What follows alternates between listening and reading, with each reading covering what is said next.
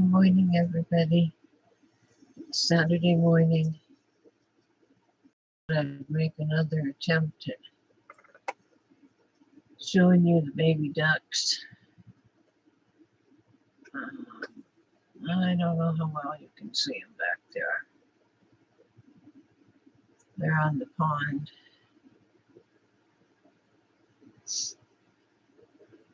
Yeah, it's kind of hard to see. Oh well, I'll just do a minute of that while I try another experiment here. Folding under pressure or stupidity, or I don't know, Dr. James, why they did it, but they did it, you didn't, and we respect you for that. Dr. James, why is it that the vaccines cause people to be more vulnerable to COVID? What exactly is the biological mechanism here?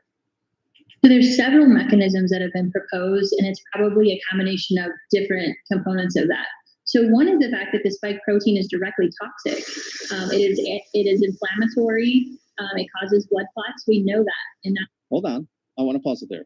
When she says the spike protein is toxic, what they're saying is the vaccine tells your body to poison itself. That's a fact. That is not an opinion. That's what happens when you go get the Pfizer or Moderna, especially Pfizer or Moderna, not the Johnson & Johnson. I don't believe Johnson & Johnson makes you make spike protein, but I can't say for sure, but I'm pretty sure it doesn't.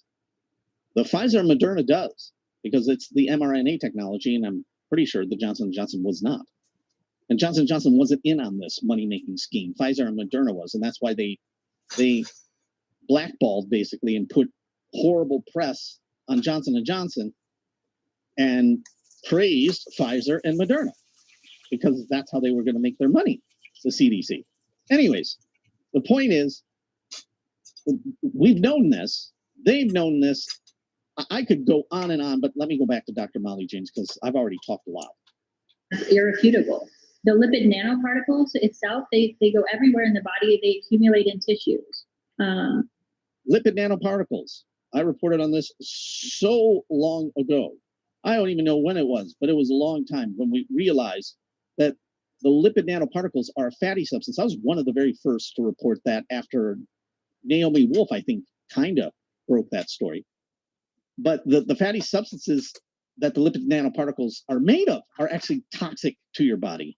But they're so small, they don't stay in the muscle, and they go into your bloodstream, and they move around in all your organs. And it's probably the main cause for the myocarditis, the heart condition, because the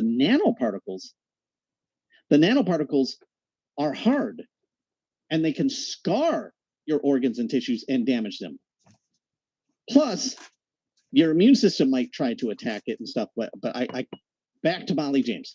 We have the ADE, right?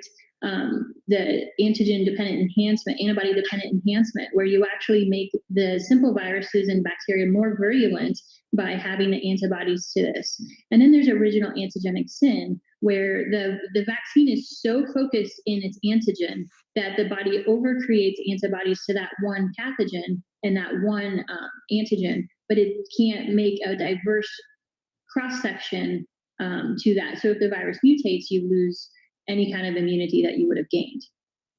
And that, what she just talked about there, is how cancer explodes. And it's a scientific fact. We know this happens.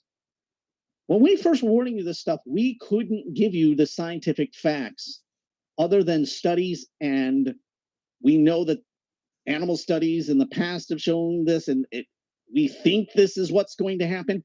Now we know for sure it is happening. It's undeniable.